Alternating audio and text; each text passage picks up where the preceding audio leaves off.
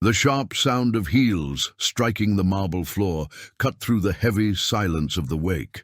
Arthur Vance lifted his face slowly. A girl, no older than 8, was walking down the central aisle of the chapel, weaving through the massive wreaths of white lilies. Worn-out clothes, torn sneakers, hair tied back with an old loose elastic band. She didn't break eye contact with anyone. The guests began to whisper. A security guard took 2 steps forward to intercept her, but stopped dead when the girl reached the open casket. She stood on her tiptoes, looked inside for 3 long seconds, then turned directly toward Arthur. "Sir." Her voice was steady. Arthur swallowed hard, still clutching the damp handkerchief in his fist. He couldn't find the voice to respond. "Your wife is alive." The entire room froze. Arthur felt his stomach churn violently. He opened his mouth, but nothing came out. The girl continued to stare at him without blinking, waiting.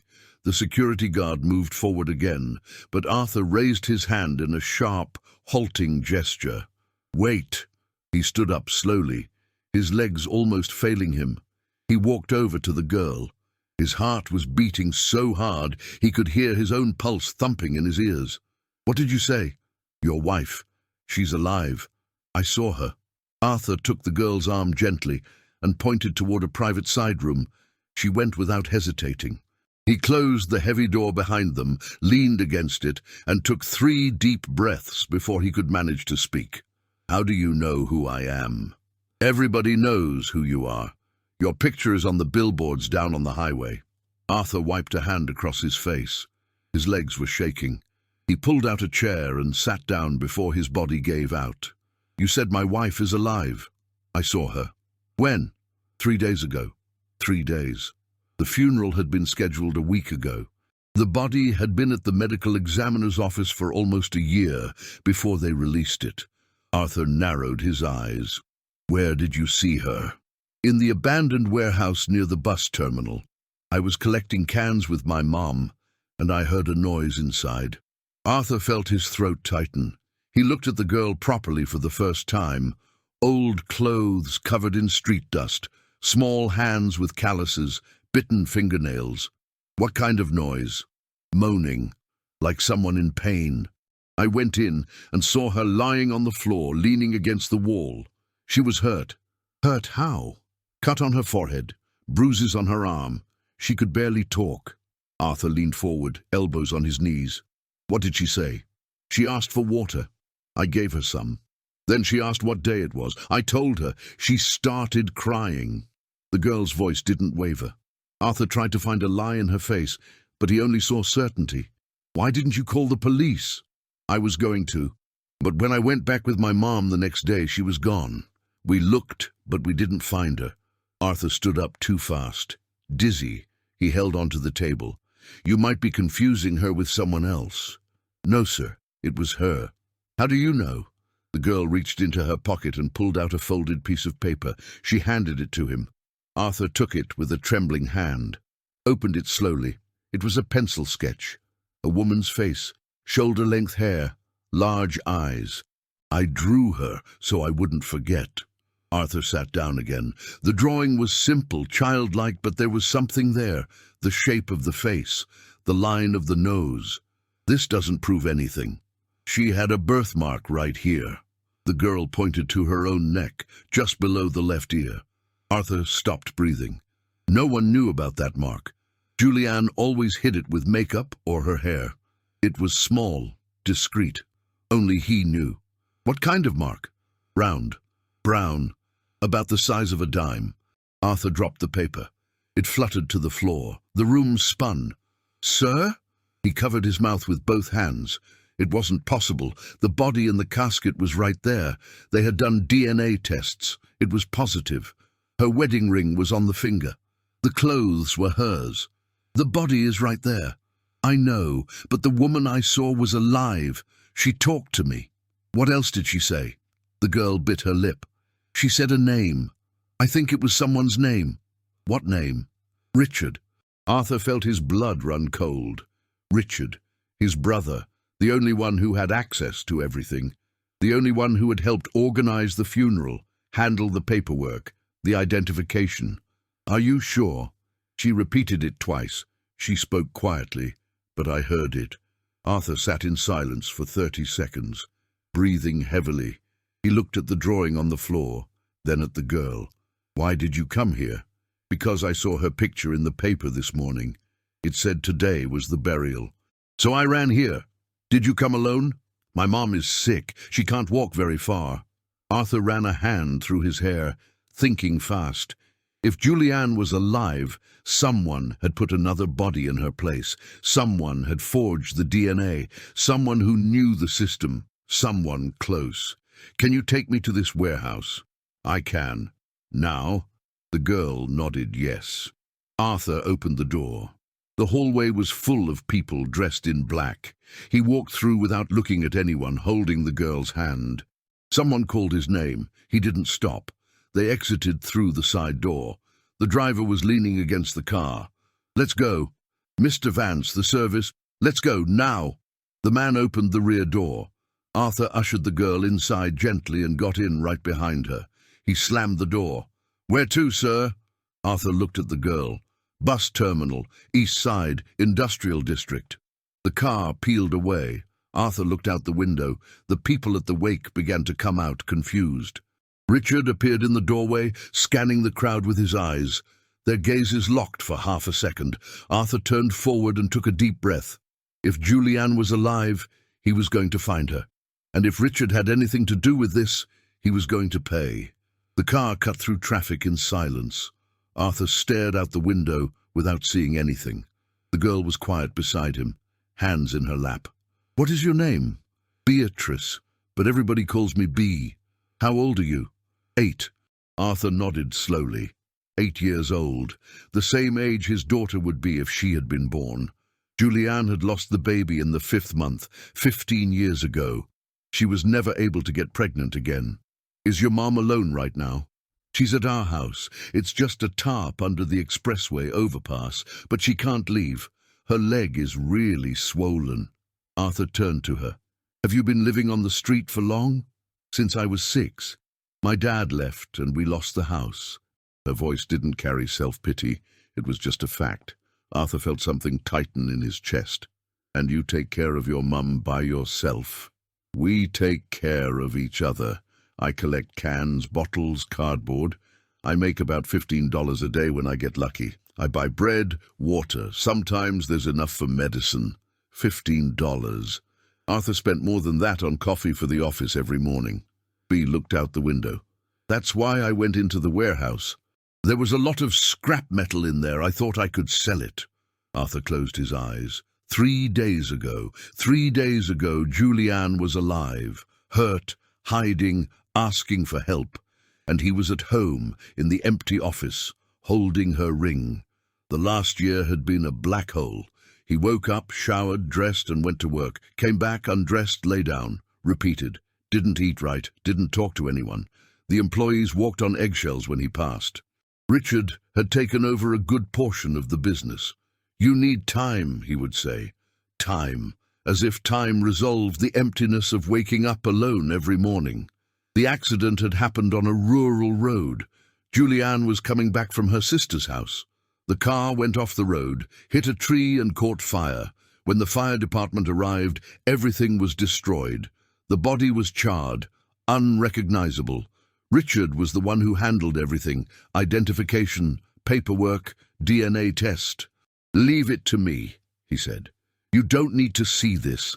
Arthur never saw the body up close, not before they prepared it for the viewing. And even then, the face was covered. It's better to remember her as she was, the funeral director had said.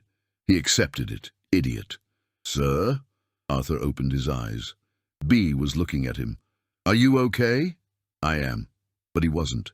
His head was spinning. If Julianne was alive, who was in the casket? And why had Richard mentioned her name? Why had he handled everything alone? Why had he insisted so much that Arthur not see the body? When you saw her in the warehouse, did she say anything else? Bea shook her head. She was very weak. She only managed to speak about 3 sentences before fainting again. What sentences? She asked what day it was. I told her. She started crying and said, "It's been so long." Then she said the name Richard. And at the end, before closing her eyes, she whispered Arthur. His chest tightened. She said my name. She did, very quietly, but I heard it. Arthur covered his face with his hands. Julianne was alive, wounded, hidden, speaking his name, and he was organizing the burial. I went back the next day with my mum. We brought water, some bread we had left over, but she wasn't there anymore. The place was empty. Did you look around? We walked around a bit, but my mum can't walk much. So I thought maybe someone had taken her to the hospital. But this morning I saw the paper at the newsstand. Her picture was on the front page. It said it was the funeral. That's when I understood. Understood what? That someone doesn't want anyone to know she's alive. Arthur took a deep breath. The girl was 8 years old, and she already understood more than he did. The car turned left. The neighborhood changed. Office buildings gave way to warehouses. The asphalt became cracked. Trash piled up on the sidewalks. "It's there!" B pointed to a grey warehouse with broken windows. The driver stopped in front. Arthur opened the door before the car even came to a complete stop. He got out. The smell of urine and mold hit him hard. B got out behind him and walked to the side entrance. The iron door was slightly ajar. "This is where I went in." Arthur pushed the door. It groaned on rusted hinges. Inside it was dark. He turned on his phone flashlight. B walked in front without fear. "It was over there." She pointed to the right corner. Arthur shined the light. There were stains on the floor. Brown, dry, blood. He crouched down, ran his finger over it. The stain was cold. He lifted the flashlight. Something shined near the wall. He moved closer, picked up the object. It was a handkerchief, white, with embroidery on the edges. The initials JV in gold thread. Julianne Vance. Arthur squeezed the handkerchief in his hand until his knuckles hurt.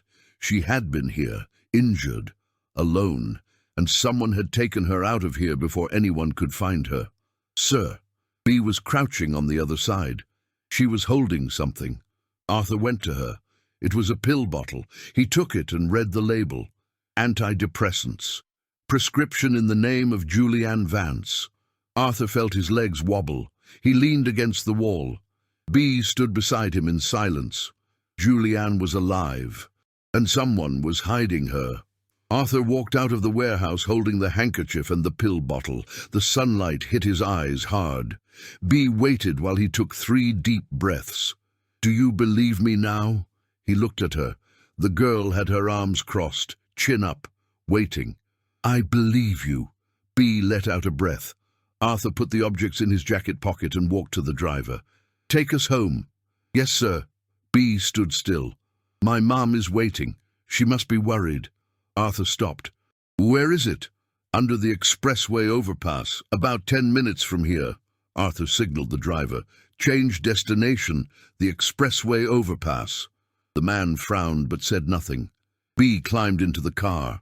Arthur got in the back. The silence lasted 4 blocks. "Why did you come tell me this?" B looked at her own hands. "Because I thought you would want to know." "But you don't know me." "No. But if it was my mom, I would want someone to tell me." Arthur swallowed hard. Her simplicity cut through him. "Weren't you afraid?" "Of what?" "Of walking into the wake like that. Of telling me. Someone could have dragged you out by force." B shrugged. "I've been dragged out of a lot of places. But the lady was hurt. Alone. I couldn't just leave it." The car turned right. The landscape changed again. Shanties, hanging wires, kids running barefoot. "It's there." B pointed to the overpass. Underneath it, a row of blue tarps tied to stakes. Arthur asked the driver to stop. B got out fast and ran to one of the tarps, lifted the flap. "Mom?" Arthur stepped out slowly, approached. B was helping a woman sit up, graying hair, thin face, leg bandaged with dirty cloth. "B, where were you?" "I was—" The woman stopped when she saw Arthur standing at the entrance. She pulled B behind her in a protective gesture. "Who is that?" "It's the husband of the lady I saw in the warehouse. I went to tell him." B, I told you not to get involved in that. But the lady was alive, Mom. He needed to know. B's mother looked at Arthur, suspicious. Who are you, sir? Arthur Vance. My wife disappeared a year ago. Today was her burial. Your daughter told me she saw her alive 3 days ago. The woman took a deep breath. I saw her too. But when we went back, she was gone. Arthur took a step forward. Can you tell me what you saw? She hesitated, looked at B. The girl nodded yes. The mother sighed. B found her in the warehouse, came to get me. I went there limping. The woman was in bad shape, hurt, dehydrated. I gave her water. She drank it all. I tried to get her to talk, but she only managed to say a name. Richard. Then she passed out again. And the next day, we went back, but she wasn't there anymore. The place was clean. Someone had taken her. Arthur wiped his hand down his face. Someone knew where Julianne was. Someone had gone to get her. Did you try to tell anyone? Try how? Go to the police. They don't listen to people like us. They would say we were making it up, that it was a scam. She was right. Arthur knew how the system worked. But I believe you. B's mother looked at him with surprise. Why? Arthur took the handkerchief out of his pocket and showed it. This was in the warehouse. It's hers. The woman took the handkerchief, ran her fingers over the embroidery. So it is true. She was there. And someone took her before anyone else found her. Arthur put the handkerchief back, looked around. Their home was an old tarp stretched over wooden stakes, 2 thin sleeping pads on the ground, a torn backpack, 3 half-empty water bottles, a plastic bag with bread rolls. You live here? For 2 years. And your leg? Infection. I have no way to pay for a doctor. Arthur stood quiet for 5 seconds. Then he took his wallet out of his pocket. He counted out $1,000 in bills and held it out to B's mother. No, please, take it. There's no need. Your daughter brought me the only hope I've had in a year. Let me help. The woman looked at the money. Her hands trembled. She took it slowly, as if the bills might disappear. Thank you. Arthur crouched down to B's level. You helped me today. Now I'm going to need your help again. For what? To find my wife. Someone is hiding her, and I need to find out who. Are you in? B looked at her mother. The woman hesitated, then nodded yes. I'm in. Then come with me, both of you. B's mother widened her eyes. Sir, we can't. You can. I have a big house, empty rooms. You stay there while I investigate. It's safer. If anyone finds out you know something, it could be dangerous. He was right. If Richard was involved and found out there were witnesses, he could do anything. B's mother looked around. At the thin pad, at the holy tarp, at her bandaged leg that throbbed more every day. We won't be a burden? No, and tomorrow I'll take you to a real doctor. The woman covered her face with her hands. Her shoulders shook. B hugged her from behind. It's okay, Mom. We're going to be okay. Arthur waited in silence, gave them time. The woman wiped her eyes and nodded yes. Okay, we'll go. B helped her mother up. They gathered the few things they had, a change of clothes, 2 blankets, the backpack. Everything fit in one bag. Arthur held the bag, helped B's mother walk to the car. The driver opened the door without saying anything. The 2 got in. Arthur sat in the front this time. Home. The car pulled away. Arthur looked in the rearview mirror. B was looking out the window, watching the city pass by. Her mother was holding her daughter's hand tightly. He turned forward. For the first time in a year, he felt something other than emptiness, purpose. Julianne was alive, and he was going to find her, even if he had to turn the city upside down. The car entered the gated community 40 minutes later. Automatic gate, security, gardens. B's mother looked out the window with wide eyes. B was quiet. They stopped in front of the mansion. Arthur got out and opened the door for them. B's mother stepped out limping, supported by her daughter, looked at the 2-story house, the pool, the trees in the garden. Sir, we shouldn't. Yes, you should. Let's go. He opened the front door, walked in. They followed slowly, stepping on the marble as if it might break. "You can stay in the guest room. Second floor. It has a bathroom, bed, clean clothes in the closet. You can take whatever you need." Bee's mother had tears in her eyes again. "I don't know how to thank you.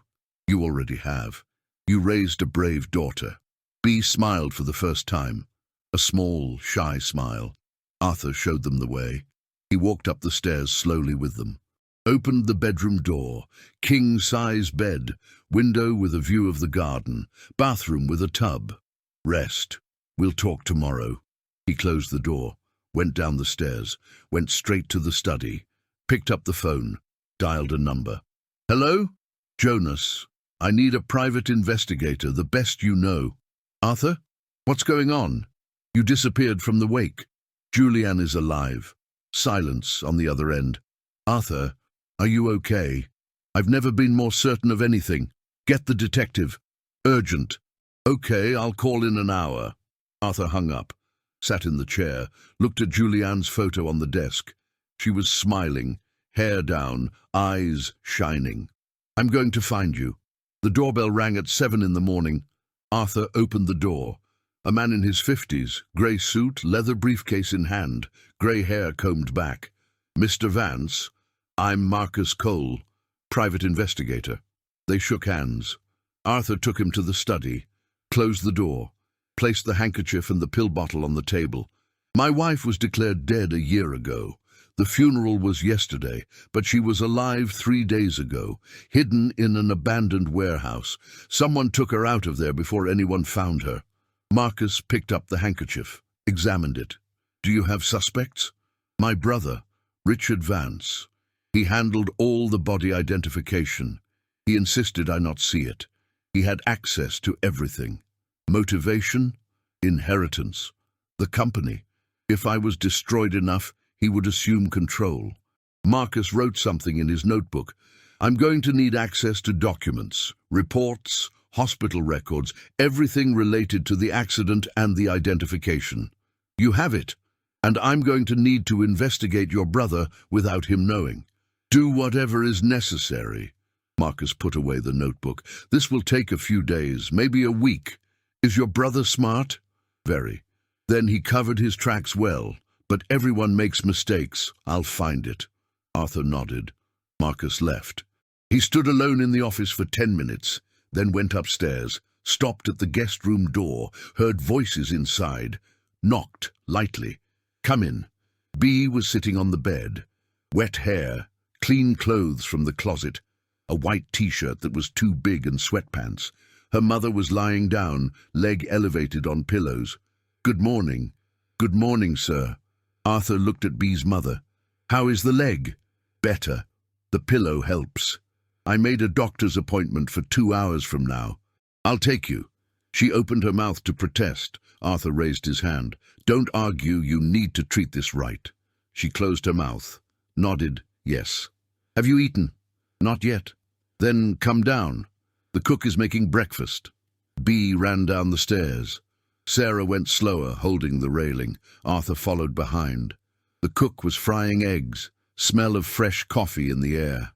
Bee stopped in the kitchen doorway, eyes fixed on the table. Pastries, fruit, cheese, ham, juice, milk. "Sit down." Bee pulled out the chair slowly, sat, stared without touching anything. "Go ahead, eat." She took a roll, bit into it, chewed slowly, closed her eyes.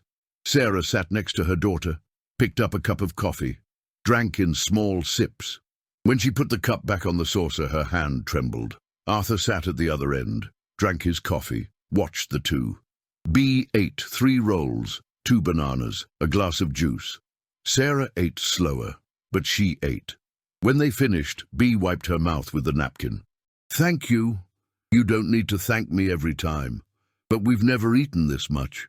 Arthur felt something tighten in his chest again, swallowed the coffee that was already cold. 2 hours later, he took Sarah to the private hospital. Office on the 10th floor.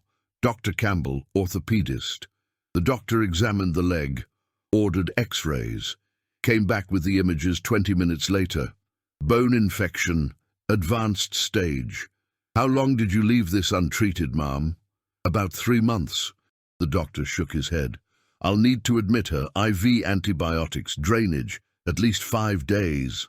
Sarah looked at Arthur. I can't leave my daughter alone. She won't be alone.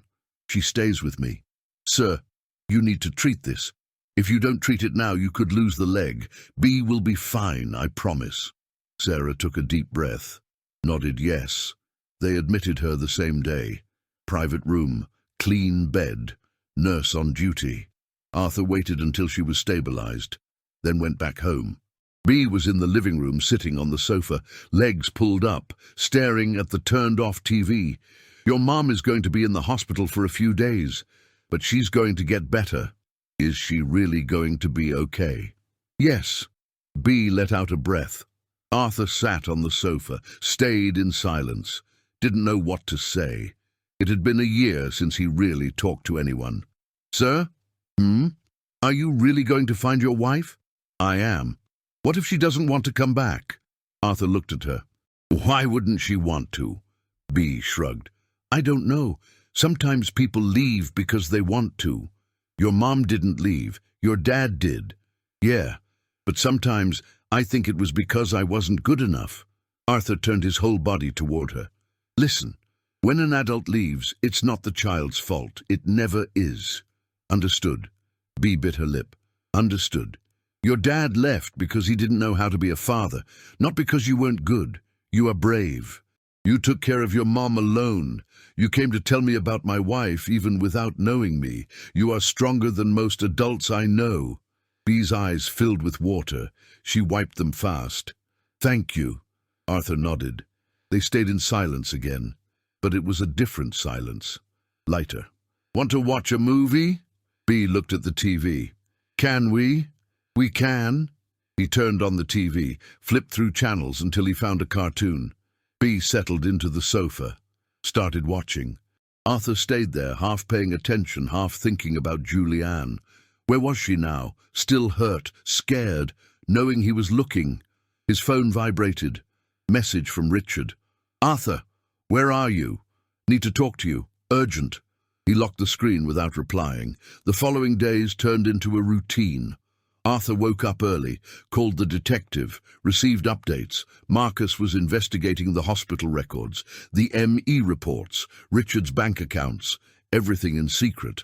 During the day, Arthur went to the hospital to see Sarah. Her leg was improving, the swelling going down. She could move her toes without pain.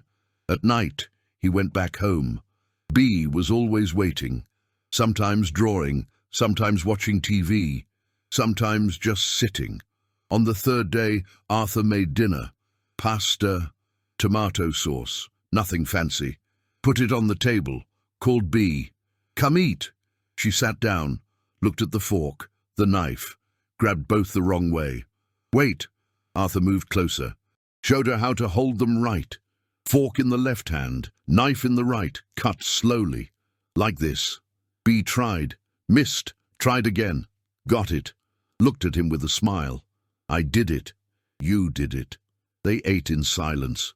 When they finished, B helped wash the dishes. Arthur washed, she dried. Sir? Go ahead. Why are you helping us? Arthur turned off the water, dried his hands. Because you helped me first. But we didn't do almost anything. Yes, you did. You gave me hope. It had been a year since I had that. B stayed quiet, then placed her hand on his, small, warm. I think we're going to find her. Arthur squeezed her hand lightly. Me too. On the 5th day, Sarah was discharged. Arthur picked her up at the hospital, leg still bandaged, but she could walk with crutches. He took her home. B ran to hug her mother. Mom! My daughter. They stayed like that for a whole minute. Arthur stood in the doorway, watching. For the first time in a year, the house didn't feel empty. That night, the three dined together. Sarah insisted on helping in the kitchen even while limping. Rice, beans, chicken, nothing extravagant. But it tasted like real food. They sat at the table, ate, talked. B told them about the drawing she had made. Sarah spoke about the hospital. Arthur just listened. When they finished, B yawned. I think I'm sleepy. Go to sleep then. She got up, said good night, went upstairs. Sarah stayed. Mr. Arthur. You can call me just Arthur. She nodded. We have no way to pay back everything you're doing. No need to pay back. But I wanted to. Something. Arthur looked at her. You already paid back. You reminded me that there are still good people in the world. Sarah wiped her eyes. Bea loves you already. She doesn't stop talking about you. Arthur felt a knot in his throat. She's a special girl. Yeah, she always has been. They stood in silence. Then Sarah got up carefully. Good night, Arthur. Good night. She went upstairs. Arthur stayed alone at the table, looked around. The house that had been a tomb for a year now had voices, laughter, life. His phone rang. Unknown number. He answered. Arthur Vance. It's me. This is Marcus. I found something. I need to see you tomorrow, 7 a.m. my office. I'll be there. Marcus hung up. Arthur put the phone on the table, took a deep breath. He was close. He felt it. Julianne was somewhere. And he was going to find out where. Marcus's office was in a commercial building downtown. 3rd floor, small room, desk full of papers, whiteboard on the wall with photos, red lines connecting names. Arthur walked in at 7 sharp. Marcus was standing, coffee in hand, looking at the board. Sit. Arthur sat. Marcus turned. Your brother is smarter than I thought, but he made mistakes. He picked up a folder, placed it on the desk, opened it. Documents, photos, bank records. The body you buried wasn't your wife's. Arthur felt the air leave the room. How do you know? I got access to the ME's files. The DNA test that confirmed the identity was tampered with. The reference sample was switched. By whom? Your brother had a contact in the lab. Transferred $50,000 to his account 3 days after the accident. Marcus put the bank statement on the table. Transfer, date, amount. Recipient name, Dr. Paul Costa, lab technician. Arthur gripped the table with both hands. And the body? Unidentified woman, same age, same build, died in a real accident 2 weeks prior. No family, no one looking. Richard took her body and put it in your wife's place. Why? Marcus turned another page. Inheritance, control of the company. If you believed she was dead, you would be destroyed. And you were. Your brother assumed 70% of operations in the last year. Embezzled $4 million through shell companies. It's all here. Arthur looked at the numbers. Contracts with companies that didn't exist, suspicious transfers, forged signatures. He planned this? For at least 2 years. I found deleted emails on the company server, conversations with the lab tech, with a lawyer specializing in estate fraud, all calculated. And Julianne? Marcus took a deep breath. She's alive. Confirmed. Arthur stood up. Where? I don't know yet, but I know she's being held in a controlled location. I found recent purchases of meds, food, women's clothes, all paid in cash by a third party, traced it to a warehouse on the outskirts of the city. He put a photo on the table. Metal warehouse, locked gate, security cameras. Is it here? Probably, but we can't go in without concrete proof, and we can't involve the police yet. If he knows we found out, he could... Arthur's phone rang. Richard's number. Arthur and Marcus looked at each other. Arthur answered. Put it on speaker. Hello, Arthur. Richard's voice was calm, controlled. We need to talk in person. About what? About you hiring a private investigator to dig into my life. Arthur froze. Marcus widened his eyes. Thought I wouldn't find out. I have eyes everywhere, brother. You're messing with things you shouldn't. Julianne is alive. Silence on the other end. 3 seconds. 4. Yeah, she is. Arthur felt his blood boil. Where is she? Somewhere safe, far from you. Why did you do this? Richard laughed, a dry laugh. Because you always had everything, the company, the money, her and me. I was always the little brother. Always the shadow, so I decided to change that. You faked her death. I did better than that. I gave you a real accident, real body, tampered DNA, perfect funeral. You bought it hook, line, and sinker. Everyone did. Arthur was breathing too fast. What do you want? Transfer total control of the company to me. Sign the papers. Step out of the picture. Do all this without involving police, without causing a scandal. And if I don't, Julianne dies. For real this time. Arthur closed his fist so hard his nails dug into his palm. You won't do that. No? I already faked her death once. It won't be hard to do it again. Only now I don't need a substitute body. I'll use hers. Marcus signaled for Arthur to stay calm, continued recording the call. I want to see her. No. Then I transfer nothing. Richard went quiet. Arthur heard him breathing on the other side.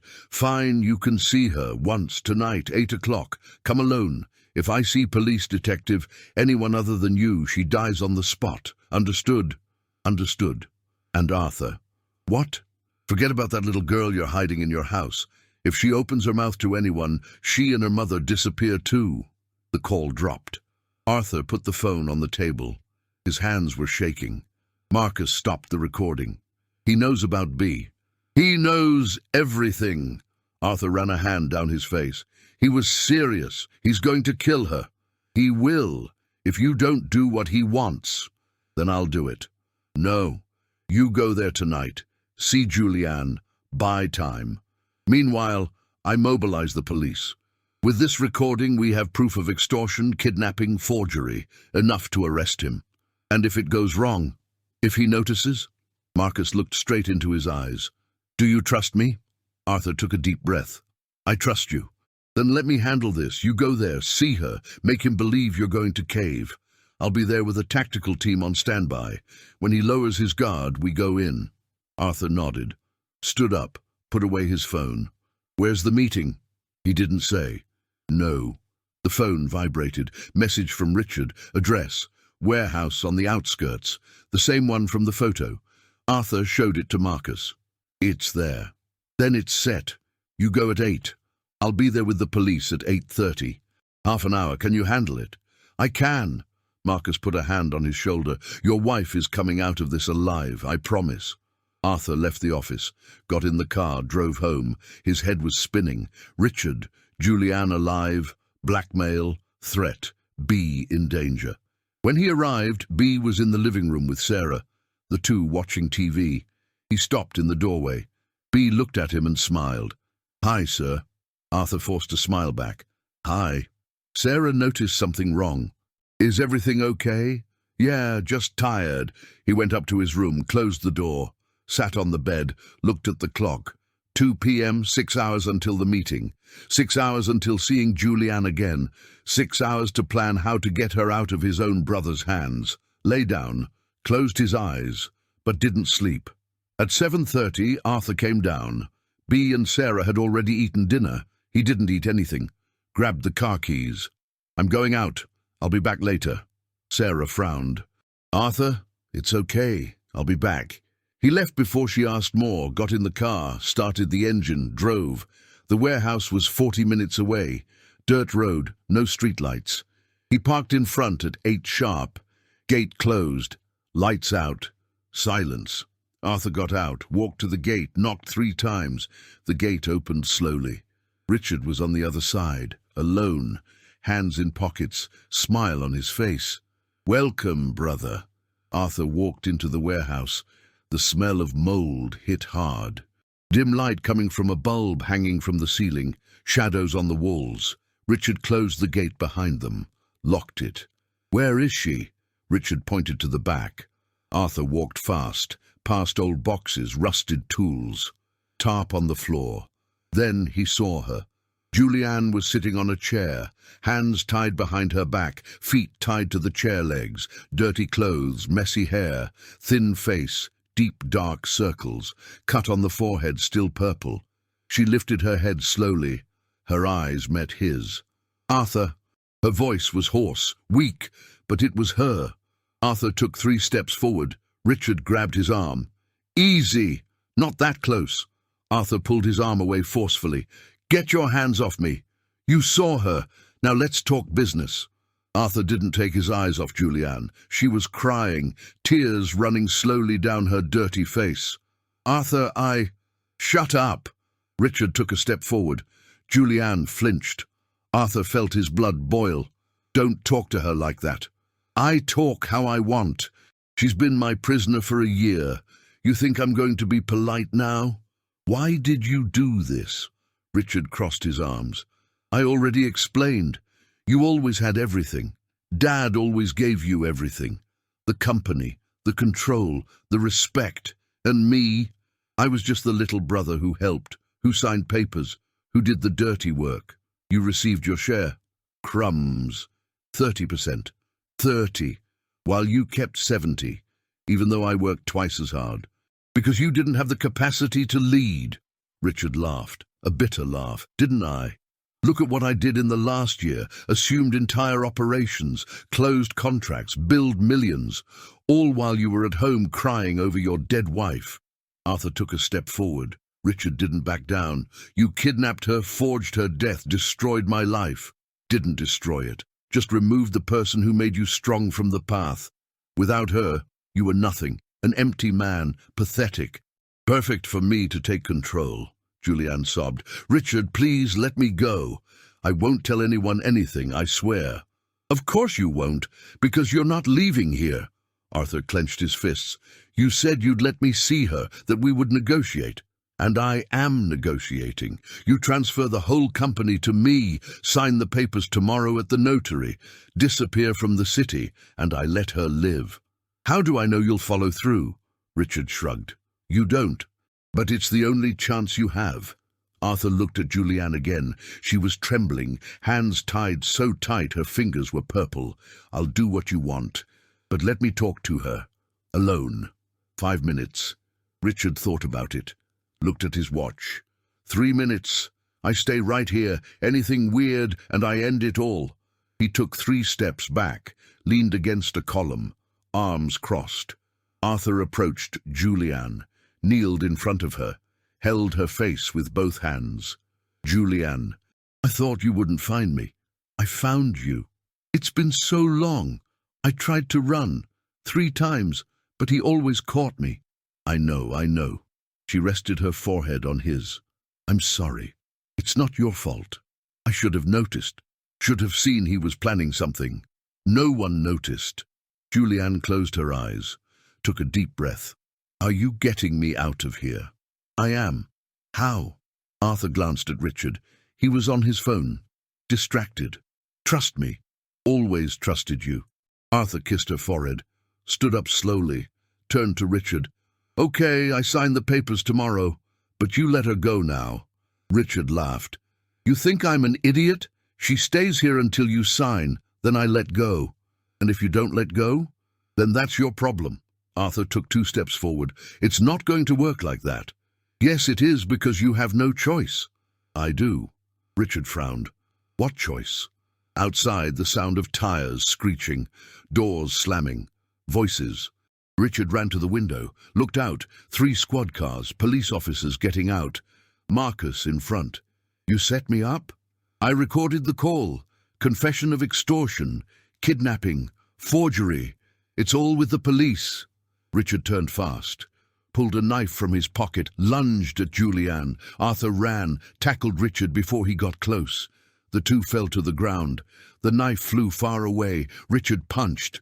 Arthur dodged, hit back. Richard's nose popped. Blood ran. "You!" Arthur hit again. Richard yelled, tried to fight back. Arthur held both his arms, pressed him against the floor. The gate exploded open. Police entered, guns drawn. "Police! Nobody move!" 2 officers pulled Arthur back. 2 others grabbed Richard, handcuffed him, pulled him up forcefully. "Richard Vance, you are under arrest for kidnapping, extortion, fraud, and attempted homicide." Richard spat blood. "You'll regret this, Arthur. You'll regret this." The officers dragged him out. He was screaming, cursing. The voice faded as he moved away. Arthur ran to Julianne, picked up the knife from the floor, cut the ropes on her hands, her feet. She fell forward. He held her. I'm here. Julianne grabbed his shirt, buried her face in his chest, cried, loud, uncontrollably. Arthur hugged her tight, rested his chin on her head, closed his eyes. A year, a whole year of hell. And she was there, in his arms, alive. Marcus approached. "Ambulance is coming. She needs to be checked out." Arthur nodded. "Didn't let go of her. Thank you. You did the hardest part. You held on." The ambulance arrived 10 minutes later. Paramedics entered, evaluated Julianne. Dehydration, malnutrition, superficial wounds, nothing grave. They put her on a gurney. Arthur went along, held her hand the whole time. At the hospital, the doctor examined her properly, ordered tests, IV, antibiotics, observation for 24 hours. "She's going to be fine, just needs rest and proper food." Arthur sat in the chair next to the bed. Julianne was lying down, looking at him. "You're not leaving?" "No." "Not even to sleep?" "No." She smiled, weakly, but it was a smile. "I love you." Arthur held her hand. "I love you too." She closed her eyes. Breathing became regular. Slept. Arthur stayed there, sitting, holding her hand, watching her sleep. Alive. Finally alive. Julianne was discharged 3 days later. Arthur took her home early in the morning. She got out of the car slowly, holding onto his arm, stopped at the entrance, looked at the door. "It's been so long." "I know." He opened the door. She entered, stood in the hall, looking around, the stairs, the living room, the pictures on the wall. Everything same, but different too. "Are people living here?" "Yes, 2 people. The girl who found you in the warehouse and her mother." Julianne turned to him. "The girl?" "Yeah. B. She's 8. She was the one who saw you. Who came to tell me. Is she here now?" "Yeah. Want to meet her?" Julianne nodded. "Yes." Arthur went up the stairs, knocked on the guest room door. B opened, still in pajamas, messy hair. "Good morning, sir." "Good morning. Come with me. Someone wants to meet you." B came down behind him. Sarah came along, limping with the crutch. They arrived in the living room. Julianne was sitting on the sofa, turned when they entered. B stopped, looked at Julianne, then at Arthur. "Is it her?" "It is." B took 3 slow steps, stood in front of Julianne. The two looked at each other in silence. Julianne extended her hand. B took it. "You saved me." B shrugged. "I just told your husband." "You did more than that. You gave me a chance." Julianne pulled B into a hug. The girl tensed for a second, then relaxed, hugged back. When they let go, both their eyes were wet. Sarah approached, extended her hand. "My name is Sarah. I'm B's mom." Julianne shook her hand. "Thank you. For everything. We just did the right thing." Julianne looked at Arthur. He was leaning against the wall, watching. "Are they staying here?" "Yes, for as long as they want." Sarah shook her head. "We don't want to impose. As soon as I get better from the leg, you aren't going anywhere." Julianne's voice was firm. "You saved me, saved my marriage, my life. This house is too big for 2. You stay." Sarah covered her mouth. B looked at her mom. The two cried. In the following days, the routine settled. Julianne woke up late, still weak. Arthur brought coffee to the room. They talked. About the lost year, about what Richard had done, about how to start over. In the afternoon, Julianne came down, sat on the porch. B stayed with her, drew, showed the drawings. Julianne praised, asked B to teach her too. The two spent a whole afternoon drawing. Julianne made a tree. B drew a house, with 4 people in front, 2 adults, 1 child, 1 man. "It's us!" Julianne looked at the drawing, smiled. The first time she smiled for real since coming back. Sarah improved fast. Leg unswollen. No pain. She started helping in the kitchen. The cook protested at first, but then accepted. The two cooked together, talked, laughed. The house had sound again. A week later, Julianne asked to make dinner. Arthur hesitated. "You're still recovering." "I know, but I want to. Let me do this." He let her. Julianne prepared lasagna, the recipe she used to make before. Arthur stayed by her side, cutting tomatoes, grating cheese. Bea set the table. Sarah separated the glasses. When it was ready, the four sat together. Julianne served. Everyone ate in silence at first. Then Bea spoke. "It's good." Julianne smiled. "Thank you. Better than restaurant lasagna." "You've eaten restaurant lasagna?" "No, but I bet it's worse." Everyone laughed. First group laughter. Arthur looked around the table. Julianne, Bea, Sarah, family. Not by blood, but family. After dinner, Arthur took Julianne to walk in the garden. She held his arm, walked slowly. "I'm scared." "Of what?" "Of waking up and finding out this is a dream, that I'm still in the warehouse, that you didn't find me."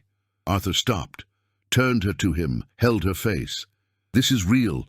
I'm here. You're here. We are together. And Richard? In jail. Staying there a long time. The lawyer guaranteed it." Julianne took a deep breath. "I should hate him. But I just feel nothing. It's because you're tired of feeling." "Yeah." They went back inside. Bea was in the living room with Sarah, watching a movie. Julianne sat next to them. Bea leaned on her without asking. Julianne put her arm around her. Arthur stayed in the doorway, watching. The house that had been empty for a year was now full of voices, of life, of love that didn't need blood to be real. At the end of the week, Julianne had the first appointment with the psychologist. Came back quiet. Arthur didn't ask. She would tell when she was ready. At night, while getting ready to sleep, she spoke. "The psychologist said it will take time. That trauma doesn't disappear fast." "I know. But she said I have something a lot of people don't have." "What?" "Reason to move on. You, Bea, Sarah, this house, this new life." Arthur hugged her from behind, rested his chin on her shoulder. "We're going to be okay. Will we?" "We will." Julianne turned, kissed him, slowly. For the first time since coming back, when they separated, she smiled. "I believe in you." They lay down. Julianne rested her head on his chest, closed her eyes, slept. Arthur stayed awake longer, looking at the ceiling, thinking about how life turns fast, how pain turns to healing, how emptiness turns to abundance. An 8-year-old girl had changed everything, with courage, with kindness, with a drawing and a truth. And now they were 4, an unlikely family, but real. He closed his eyes. For the first time in a year, slept the whole night. No nightmare, no emptiness, just peace. 5 years later. The van stopped in front of the new building. Mirrored glass, 3 stories. Sign at the entrance. The Beatrice Institute, hope for those in need. Arthur got out. Julianne came right behind. Bea came out last, 13 years old now, hair tied back, private school uniform, backpack on back. "Do I really need to come every week?" Julianne smiled. "Yes. It was your idea, remember? I was 8. I didn't know it was going to turn into all this." Arthur put a hand on her shoulder. "You saved more than us. You showed that things can be changed." Bea rolled her eyes but smiled. They entered together. The reception was full, kids running, mothers waiting, volunteers organizing lines. Sarah was at the counter, hair cut short, new clothes, smile on her face. "You're here." "We're here." Sarah hugged Bea. Her daughter was almost her height now. "How was the test?" "Got an A-. Just an A-. "Math is hard, Mom." Sarah laughed, picked up a clipboard. "Today we have 23 families. 12 need food baskets. 8 need medical consultation. 3 are looking for jobs." Arthur nodded. "I'll talk to the employers on the list. See what we can fit." Julianne went to the kids, sat on the floor with them, started reading a story. The kids gathered around, quiet, attentive. Bea stood watching. Saw a small girl crying in the corner, alone, torn clothes, barefoot, approached, crouched down. "Hi, you okay?" The girl wiped her face. "I'm hungry. Come, I'll get you a snack." Took her hand, led her to the pantry, gave bread, juice, fruit. The girl ate fast. Bea sat next to her. "What's your name?" "Anna." "How old are you?" 7. "Where do you live?" Under the expressway, with my mom. Bea felt something tighten in her chest. She knew that story. It was hers 5 years ago. Is your mom here? Yeah, talking to the lady over there. Bea looked. Thin woman. Dark circles. Old clothes. Talking to Sarah. Sarah, noting everything down, signaled Arthur. He approached. Talked. Picked up the phone. Called. 15 minutes later, the woman had a medical appointment scheduled. Food baskets guaranteed for 3 months. Job interview on Tuesday. She cried, hugged Sarah, thanked 5 times. Bea watched everything, understood. This was it. This was why the Institute existed. To do for others what they did for her. At the end of the afternoon, they closed the doors. The last family left. Arthur, Julianne, Sarah and Bea sat in the meeting room. How many families have we helped already? Sarah checked the log. 238. Since we opened. Arthur looked at Bea. 238 different lives. Because of you. It wasn't just me. Yes, it was. You started everything.